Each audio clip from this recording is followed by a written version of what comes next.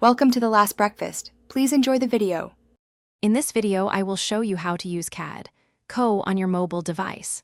First, open your mobile browser and navigate to CAD Co. Log in to your existing account or create a new one. Once logged in, you'll see your dashboard with all your existing sites.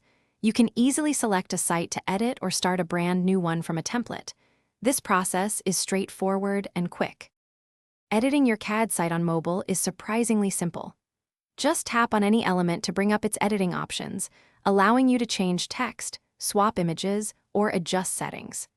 The mobile interface is designed for touch, making it easy to modify colors, fonts, and element dimensions.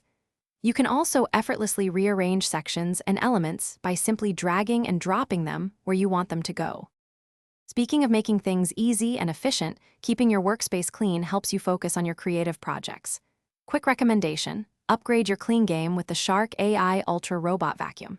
This amazing device offers convenient voice control, self-emptying capabilities, and is perfectly pet-friendly. It truly makes tidying up effortless. If you're interested, check the description below for the link and other great deals. Now, let's get back to the video. Beyond basic edits, CAD Co Mobile allows for advanced customization. You can access your site settings to manage important details like your custom domain, search engine optimization, and publishing preferences. The Add Element menu lets you integrate new features such as contact forms or embedded videos.